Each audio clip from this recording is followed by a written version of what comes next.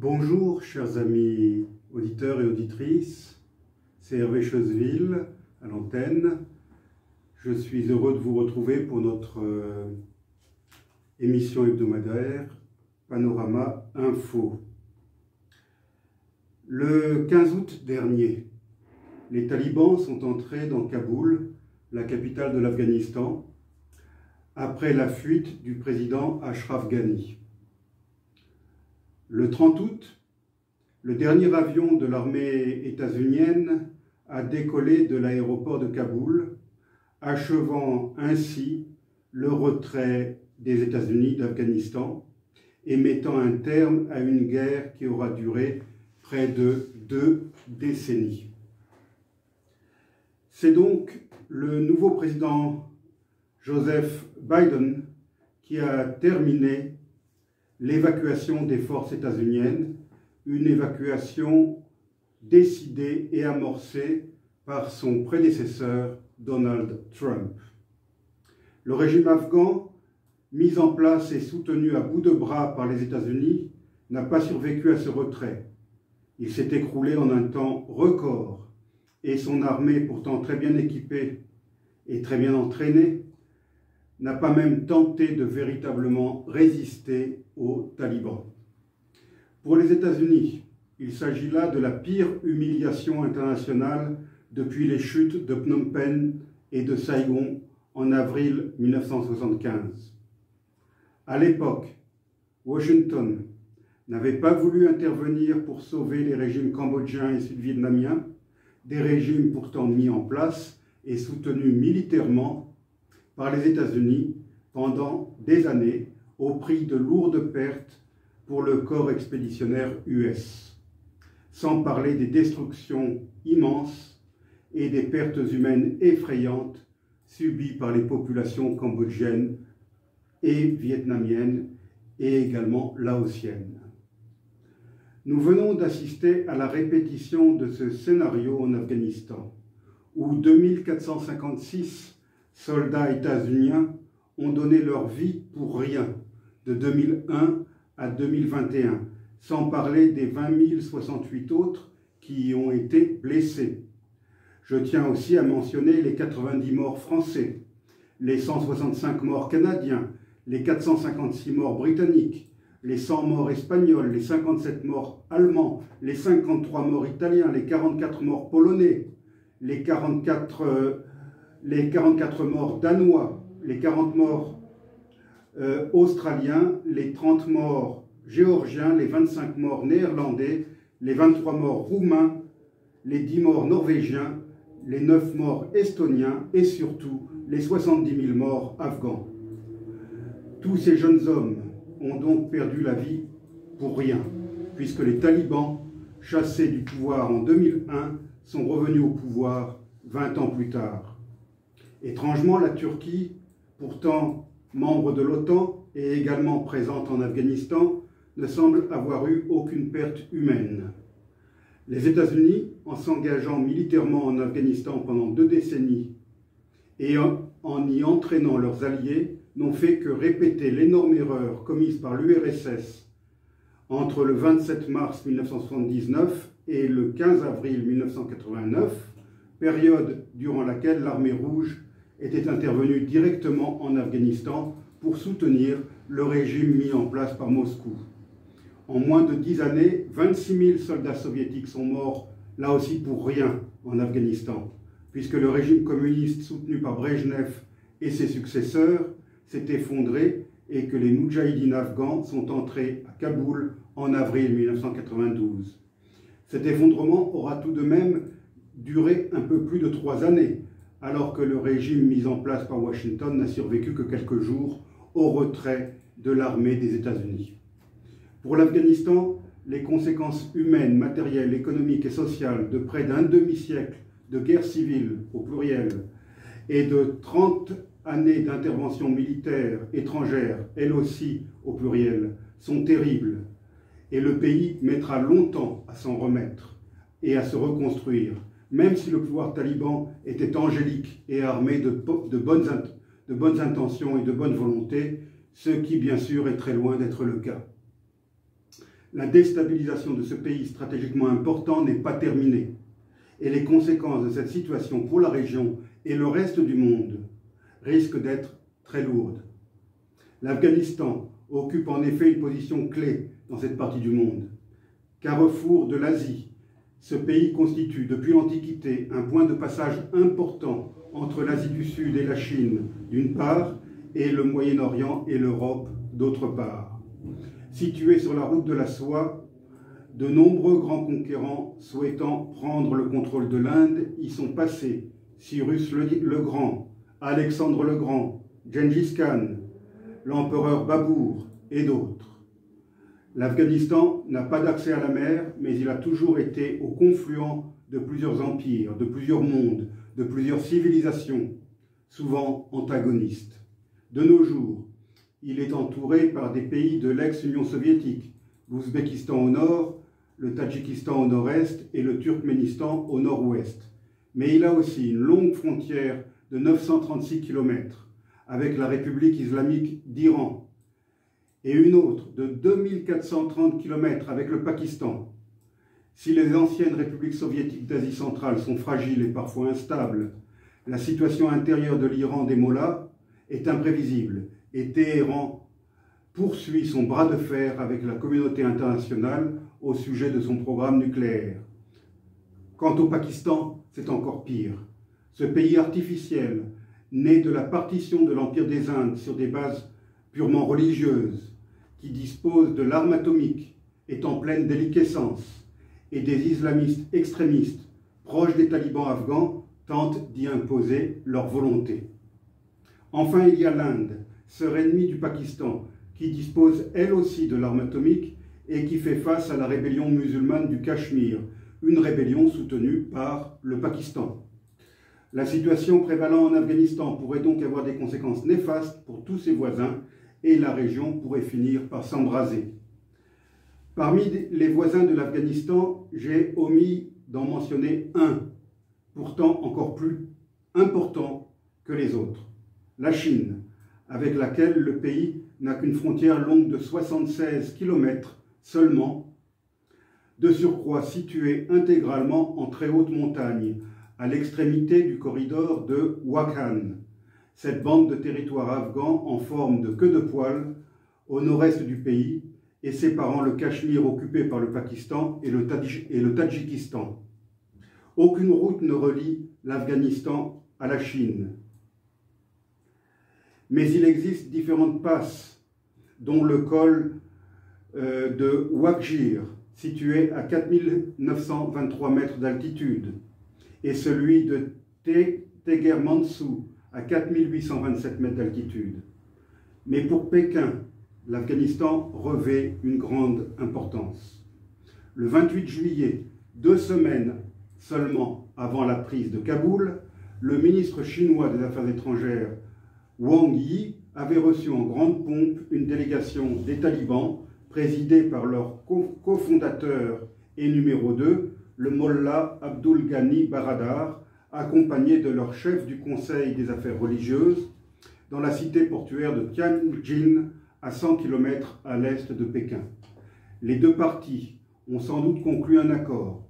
Les talibans auraient accepté d'oublier leur solidarité islamique envers les Ouïghours, très durement réprimés par le pouvoir de Pékin, tandis que la Chine établirait des relations avec le nouveau pouvoir afghan, rompant ainsi son possible isolement diplomatique, tout en poursuivant ses investissements et ses projets dans le pays, lequel pays se trouve sur la fameuse nouvelle route de la soie, si chère au président Xi Jinping. Depuis l'entrée des talibans dans Kaboul, les autorités chinoises ont d'ailleurs indiqué leur volonté de discuter avec le nouveau pouvoir. L'humiliation subie par les États-Unis semble avoir encore renforcé l'arrogance du président Xi Jinping en matière de relations internationales. Sûr de la croissance économique et militaire de son pays, le maître de la Chine populaire n'a cessé, sur le plan intérieur, de renforcer son pouvoir personnel. Il est également parvenu à mettre au pas Hong Kong, n'hésitant pas pour cela a violé l'accord conclu avec le Royaume-Uni qui prévoyait un statut spécial devant être maintenu pendant 50 ans après la rétrocession de ces territoires à la Chine, c'est-à-dire jusqu'en 2047. Cette échéance a sans doute paru trop lointaine à Xi Jinping. La répression à Hong Kong et l'emprisonnement des militants hongkongais pro-démocratie n'ont suscité que de bien timides réactions au sein du concert des nations. Dans leur malheur, les contestataires de ce territoire ont de la chance.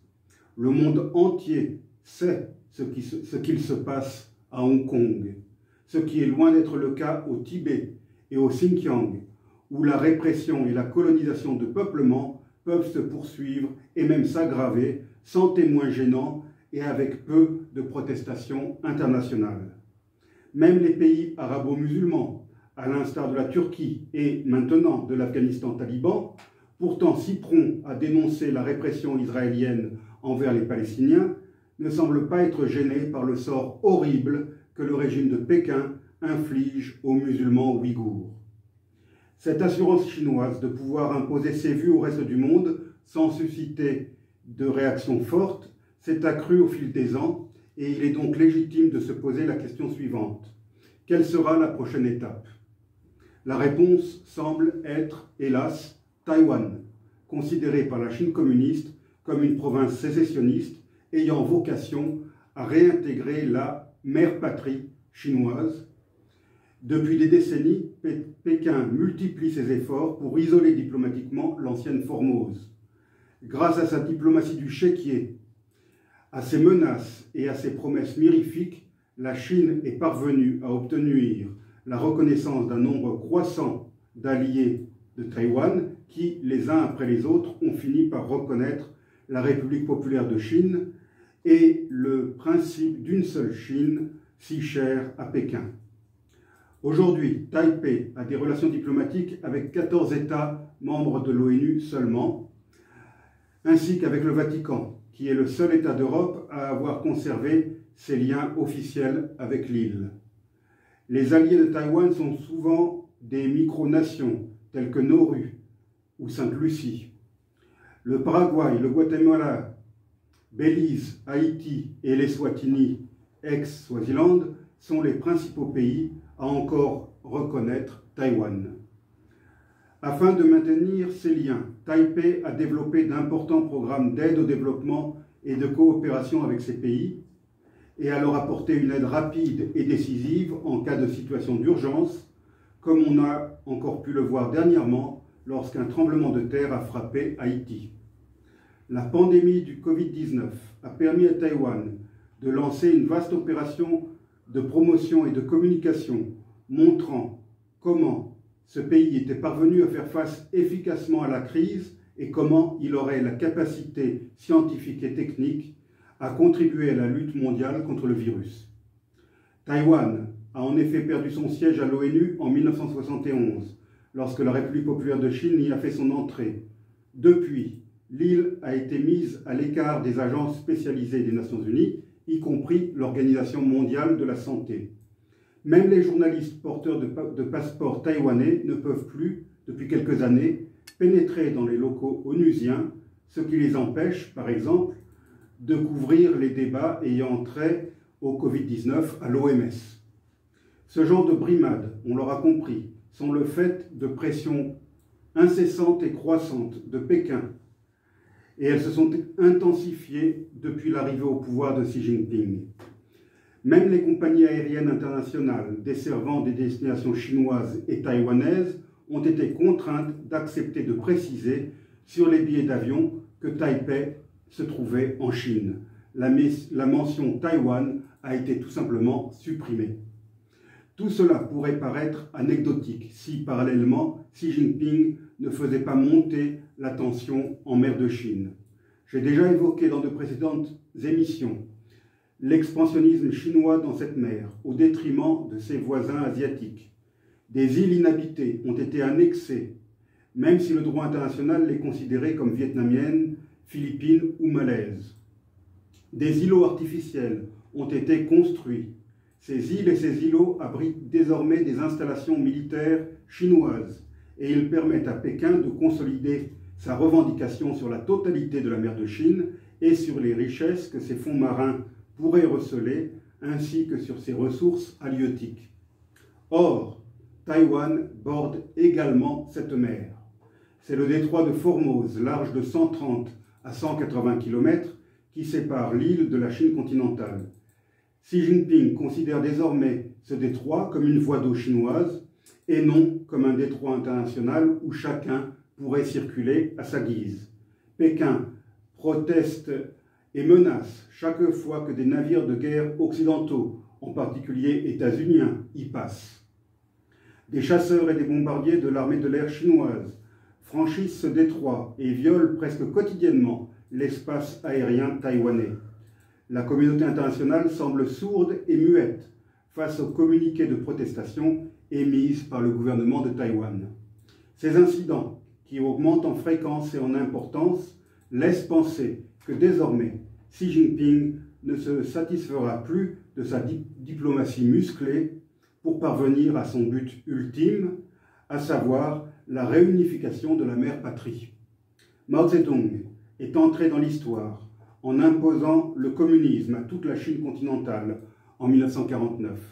Deng Xiaoping restera comme l'un des plus grands hommes d'État chinois pour avoir lancé la modernisation de son pays et obtenu la rétrocession de Hong Kong.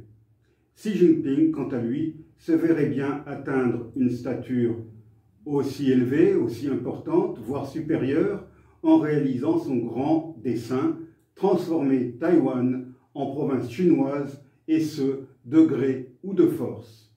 Les signaux envoyés par Pékin ces derniers temps laissent penser que c'est la force qui est désormais envisagée. Le ministère taïwanais de la Défense a révélé le 1er septembre dernier que les forces armées de la Chine sont désormais en mesure de paralyser les installations de défense de Taïwan et capables de surveiller en permanence les mouvements de son armée. Cette admission constitue un aveu sans précédent du gouvernement taïwanais, qui reconnaît ainsi la menace d'une invasion chinoise qui devient de plus en plus crédible, plus que jamais crédible. Par ailleurs, Pékin dispose de très nombreux agents sur le sol taïwanais. Ces agents seraient certainement en mesure de faciliter la tâche de l'armée populaire chinoise si jamais un débarquement dans l'île devait être tenté. Il n'y a qu'un seul élément qui, jusqu'à présent, a dissuadé Xi Jinping de lancer ses forces militaires dans une telle entreprise: son incertitude quant à une éventuelle réaction militaire états-unienne. 3 jours après l'entrée des talibans à Kaboul, Joseph Biden a créé la surprise le 18 août en citant l'article 5 du traité de l'OTAN, dans lequel l'Alliance énonce que toute attaque contre un pays membre de l'organisation serait considérée comme une attaque contre tous les pays membres de cette organisation.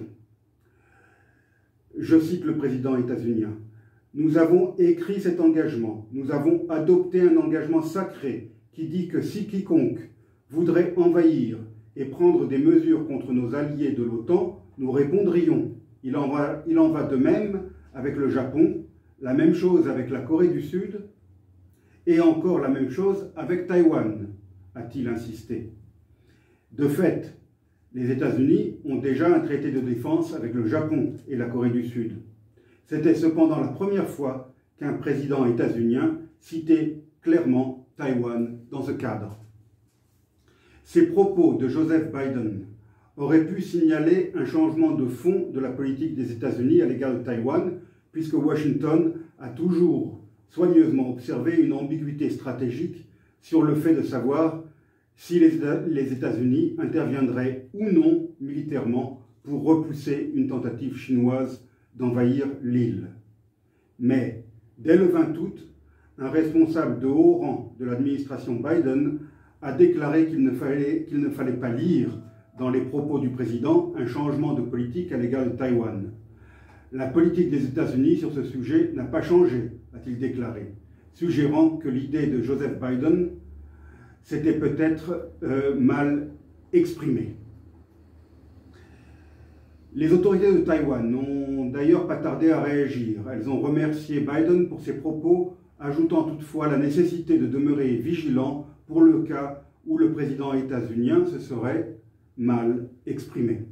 Joseph Wu, le ministre taïwanais des Affaires étrangères, a même insisté en affirmant que Taïwan, je cite, « souscrit aux valeurs de la démocratie et de la liberté, à l'inverse du communisme, de l'autoritarisme et des crimes contre l'humanité du régime chinois », avant d'ajouter, je cite à nouveau, « La Chine rêve d'imiter les talibans, mais permettez-moi d'être direct et franc, nous possédons la volonté et les moyens de nous défendre. » Fin de citation.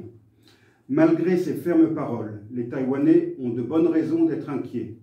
Ils sont moins de 24 millions, face à plus d'1,4 milliard de Chinois continentaux. La disproportion dans le rapport de force est donc énorme. Si le soutien de Washington devait leur faire défaut, la vaillance de ce peuple insulaire et de ses soldats, leur attachement à la liberté et à la démocratie ne pèseront hélas pas bien lourd face à la détermination du chef d'un puissant régime monolithique et dictatorial. Le calamiteux abandon de l'Afghanistan par les États-Unis devrait aussi inquiéter d'autres alliés de Washington, que ce soit le Japon ou la Corée du Sud, ou même les Philippines et la Malaisie, ou même encore l'Irak et Israël. En effet, il est à présent légitime de se poser la question de savoir ce que vaut désormais le bouclier états-unien. L'entrée des talibans dans Kaboul le mois dernier nous a peut-être fait entrer, sans que nous nous en rendions compte, dans un nouveau monde, un monde plein d'incertitudes et de menaces, dans lequel les États-Unis ne seront plus les maîtres du jeu. Je vous remercie, chers amis auditeurs et auditrices, pour votre attention à cette longue dissertation concernant les relations internationales. Merci et à la semaine prochaine.